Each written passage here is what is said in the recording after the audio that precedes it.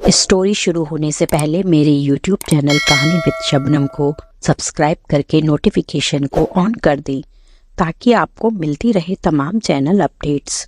आप मेरी कहानी को ज़्यादा से ज़्यादा शेयर कर सकते हैं। वालिद साहब घूमने फिरने के बहुत शौकीन थे। एक रोज़ अपनी खाला से मिलने हैदराबाद गए। खाला की बेटी रुखसार उनको अच्छी लगी। सोच लिया कि शादी रुखसार से करेंगे। उन दिनों उनकी वालिदा उनकी दुल्हन ढूंढ रही थी। वो उनकी शादी किसी अमीर घराने में करना चाहती थी। ताहम बेटी की खुशी की खातिर वो बहन के घर चली गई और रुखसार की माँ ने हाँ कह दी। अब्बू की तो खुशी का ठिकाना न था कि जिस लड़की को एक नज़र पसंद कर लिया था वही मिल गई थी। उन दिनों अब्बू की तनख्वाह 300 रुपये थी। वो सारी तनख्वाह दादी माँ के हाथ पर रख देते थे, लेकिन शादी के बाद उनके खर्चे बढ़ गए। वो दादी से रकम मांगते। बेटे का बार बार पैसे मांगना हमारी दादी को अच्छा ना लगता। इसी बात पर जिंदगी में पहली बार अब्बू और दादी में झगड़ा हुआ। दादी ने इस झगड़े की जिम्मेदारी बहू को समझा और खाला की बजाय सास बन गई। उनका ख्याल था कि ये नई नवेली दुल्हन का दीवाना है, इसके कहने से फिजूल खर्ची करने लगा है। बहू हालांकि उनकी सगी भांजी थी, फिर भी वो उनको बात बेबात डांटती रहती। अम्मी सारे घर का काम करती और दादी उनको हर वक्त फुअड़ और बदसलीका कहकर रंजीदा करती रहती। साल बाद मेरी बड़ी बहन पैदा हो गई। सब खुश थे। पहले की बेटी हुई तो सब खुश थे। घर में पहली औलाद आई थी। अब्बू तो खास तौर पर मसरूफ थे और बेटी को अल्लाह की रहमत कहते थे। उसकी पैदाइश के फौरन बाद अब्बू की तनख्वाह में थोड़ा सा इजाफा हो गया था। घर में बच्चे का इजाफा हुआ तो खर्चे भी बढ़ गए। अब्बू तनख्वाह तो सारी शुरू से ही दादी के हवाले कर दिया करते थे और अपनी ज़रूरत के लिए बाद में उनके आगे हाथ फैलाते थे। बेटी की पैदाइश के बाद बेटी की छोटी छोटी ज़रूरियात पूरी करने के लिए वालिद को रकम की ज़रूरत पड़ने लगी, जबकि दादी इस बात को बहू के चोचले ख्याल करती। घर में दूसरी बार लड़ाई इस बात पर हुई कि वो जिया के लिए खिलौना लाए थे। दादी ने खिलौना देखकर पूछा, ये कितने का है? वालिद ने जब कीमत बताई तो दादी की पेशानी पर शिकन पड़ गई। बोली, आरिफ बच्ची पर अभी से इतना खर्चा करने की बजाय इसके मुस्तकबिल के लिए बचा। इस बात पर अब्बू को गुस्सा आ गया। उन्होंने ऊंची आवाज में कहा कि आप मेरी बीवी से तो हार खाती थी, अब मेरी बच्ची से भी जलने लगी हैं। बस उस दिन के बाद से हमारे घर का सुकून ही खत्म होकर रह गया।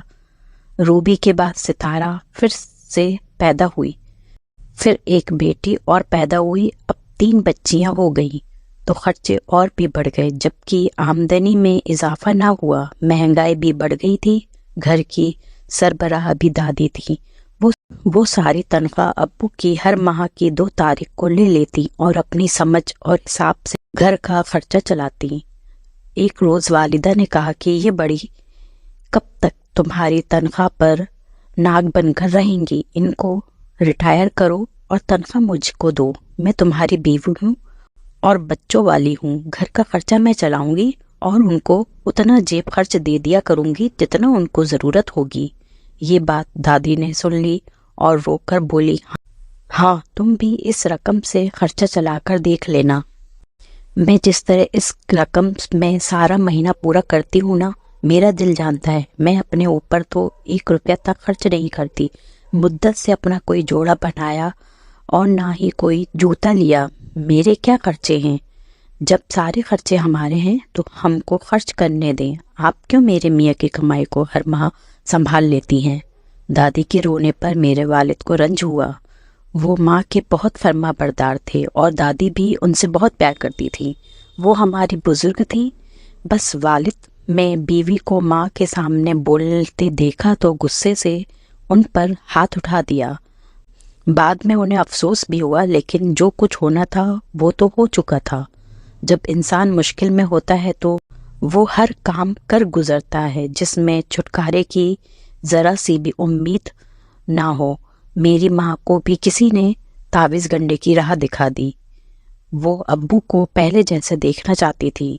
اس غرض سے انہوں نے کسی بابا سے تعبیز لیے اور گھر میں چھپا دیے۔ کسی طرح یہ تعبیز میری دادی کے ہاتھ لگ گئے۔ پھر تو جیسے طوفان آ گیا۔ دادی نے امی سے جھگڑا کیا۔ امی ہم کو لے کر مائکے آ گئی۔ جب میرے والد گھر آئے، دادی نے جانے ان سے کیا کہا کہ وہ ہمیں لینے نانی اماں کے گھر نہ آئے۔ کافی دنوں کے انتظار کے بعد آخر نانی نے خود ان کو فون کیا۔ تب ابو آ گئے اور خالہ کے سمجھانے پر ہم کو گھر لے گئے۔ وہ ہمیں بہت چاہتے تھے اور دادی بھی بہت چاہتی تھی۔ دونوں ہی ہمارے بغیر نہ رہ سکتے تھے۔ کچھ عرصے بعد جب میری چھوٹی بہن جیا پیدا ہوئی، تنخواہ میں بھی اضافہ نہ ہوا۔ مسلسل ذہنی دباؤ کی وجہ سے والد صاحب مزید چڑچڑے ہو گئے۔ ایک دن کسی بات پر دادی اور ماں میں جھگڑا ہوا تو ابو نے میری امی کو بری طرح پیٹ ڈالا اور گھر سے نکل گئے۔ امی نے سکون کی گولیاں کھا لی، وہ بے ہوش ہو گئی۔ ہم چاروں ان سے لپٹ کر روتی رہیں۔ کافی دیر بعد امی کو ہوش آیا تو وہ ہمیں لے کر نانی کے گھر چل دی۔ میری بڑی بہن نے اس حالات کی وجہ سے سہمی رہتی تھی۔ نانی حیران تھے کہ آخر میری بیٹی کے بنتے بنتے گھر کو کیا ہو گیا۔ تاہم ابو کے امی پر ہاتھ اٹھانے کی وجہ سے ہمارے ننیھال والے ابو سے نفرت کرنے لگے۔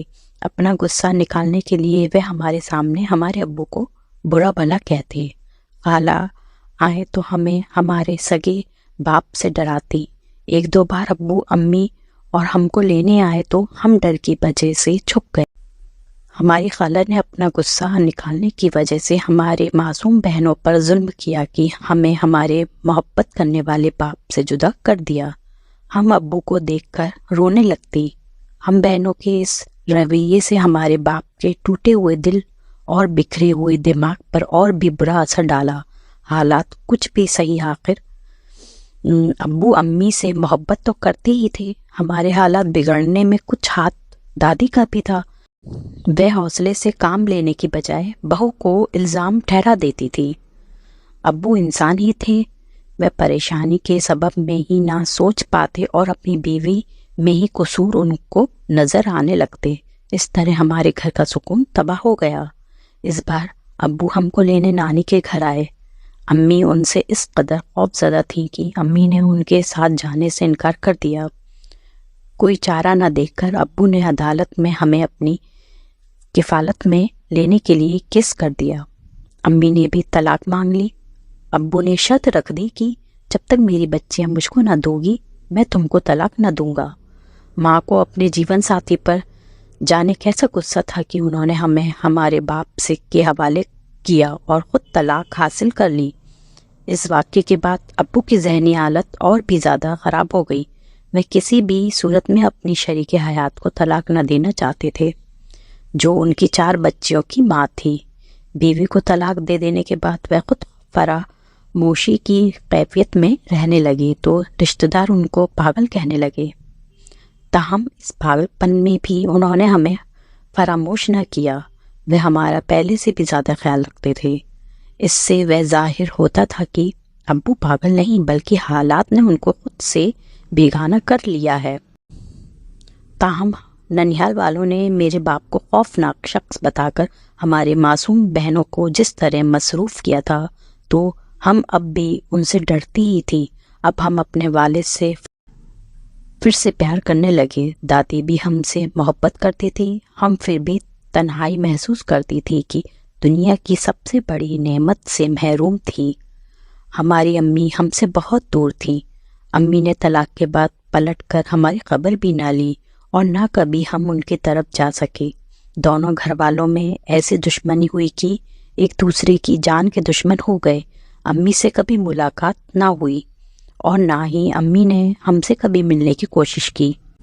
جیسے وہ ہم سے بھی تنگ تھیں۔ لوگوں کی زبانی معلوم ہوا کہ طلاق کے 4 سال بعد امی کے گھر والوں نے ان کی شادی دوسرے شہر میں کر دی۔ وہاں ان کے 2 بچے بھی ہیں۔ امی اپنی زندگی سے مطمئن ہیں، لیکن ہماری زندگی تو عزیز کر گئی تھی۔ اگرچہ ددیحال میں ہمارے پیار کرنے والے بہت تھے، لیکن ممتا کا تو کوئی مول پتہ نہیں تھا۔ ماں کے پیار کی کمی نے میرے اندر ایک خالی پن پیدا کر دیا تھا۔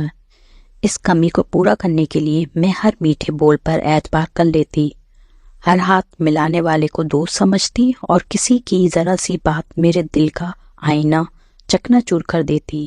میری حساس طبیعت نے زندگی میرے لیے مشکل کر دی، جبکہ میری بڑی بہنیں اور چھوٹی بہن خوشگوار زندگی گزار رہی تھی۔ اب میں خوش رہنے کے لیے جھوٹے سہارے تلاش کرنے لگی۔ انہی دنوں میری ملاقات افرا سے ہو گئی۔ وہ لڑکی ہمارے محلے میں نئی آئی تھی۔ اس نے ہمارے ہی اسکول میں داخلہ لیا اور میری سہیلی ہو گئی، تو ہم ساتھ اسکول جانے لگے۔ وہ اچھی لڑکی تھی، کہنے کو میری دوست بن گئی، لیکن دل کے سمندر کی گہرائیوں کو ناپنا مشکل ہوتا ہے، اس لیے میں بھی اس کی اصل کو نہ پہچان سکی۔ ہم نے ساتھ میٹرک کر لیا اور پھر ایک ہی کالج میں داخلہ لے لیا۔ وہ مجھ سے بہت محبت جتاتی تھی۔ آہستہ آہستہ اس نے میرے دل، ذہن اور سوچوں پر قبضہ کر لیا۔ میں خاموش طبیعت لڑکی تھی، جبکہ افرا اس کے برعکس تھی۔ وہ ہر ایک سے اچھے طریقے سے ملتی، لڑکوں سے بات کرنا، وہ راہ چلتے ہوئے لوگوں سے بات کرنے لگتی تھی، اجنبیوں سے گھل مل جاتی۔ مجھے اس کے طور طریقے پسند نہ تھے، مگر گھر میں بھی کوئی ایسا نہ تھا کہ جس کو دوست جان کر دل کی بات بتا سکوں۔ ایک روز کالج جاتے ہوئے دو لڑکے ملے، انہوں نے ہماری طرف کوئی توجہ نہیں دی اور پاس سے گزر گئے۔ تبھی افرا نے ان کو بلا لیا۔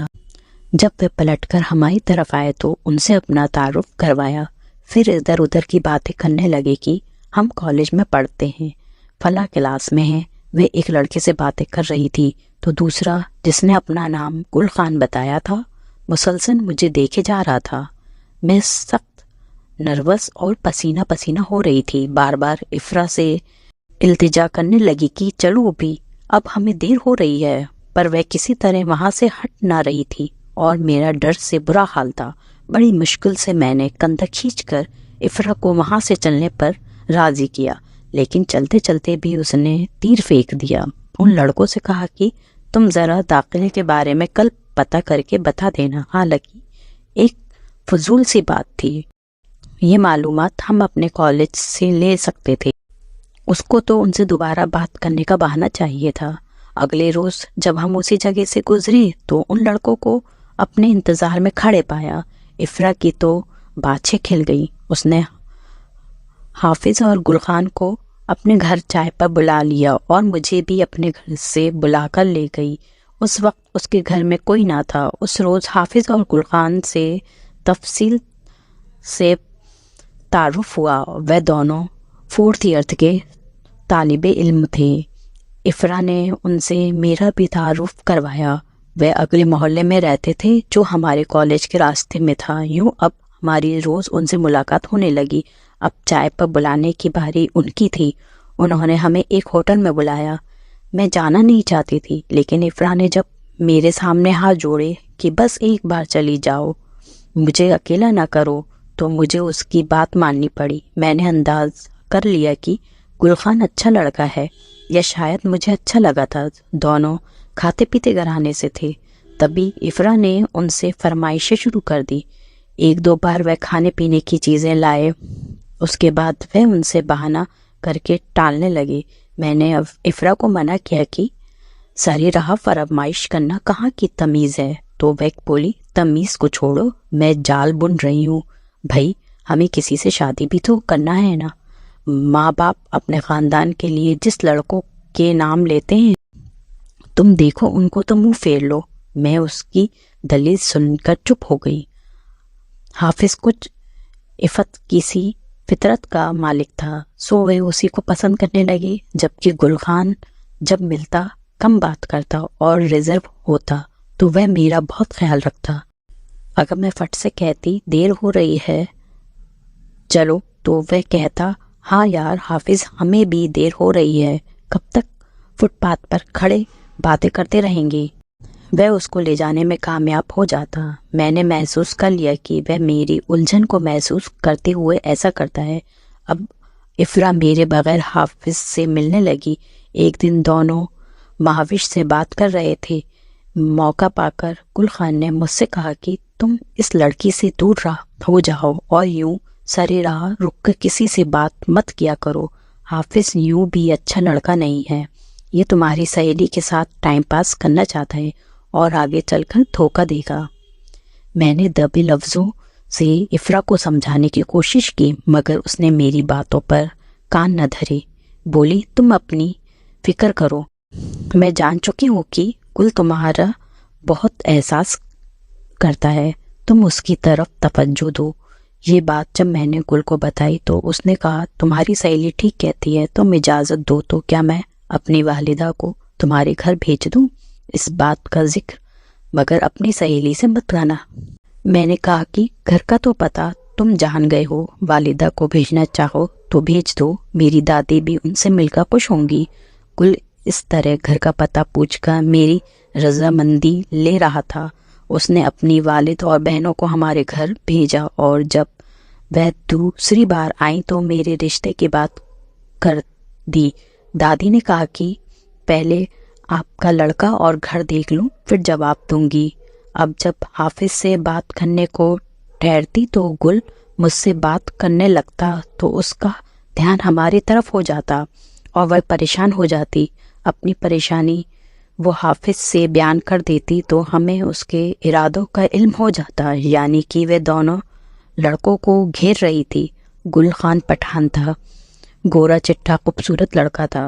وہ نہیں چاہتی تھی کہ گل کی مجھ سے شادی ہو جائے۔ حافظ نے جب اس کی فرمائشیں پوری نہ کی، یعنی تحفے دینے بند کر دیے، تو اس کی توجہ گل کی طرف ہو گئی اور وہ اس میں دلچسپی لینے لگی، جس پر حافظ نے صاف صاف کہہ دیا کہ مجھے لڑکوں سے تحفے وصول کرنے والی لڑکیاں پسند نہیں، یہ اچھے کردار کی لٹ نہیں ہوتی۔ اس بات نے افرا کو بھڑکا دیا اور وہ میری پھوپھی کے پاس گئی۔ اس نے ان کے سامنے گل خان کی جتنی برائیاں کر سکتی تھی، وہ میری پیاری سہیلی تھی۔ پھوپھی نے اس کی باتوں کو زیادہ اہمیت دی۔ میں اپنی پھوپھی سے بہت محبت کرتی تھی، کیونکہ امی جان کے جانے کے بعد انہوں نے ہی ہمیں پالا تھا۔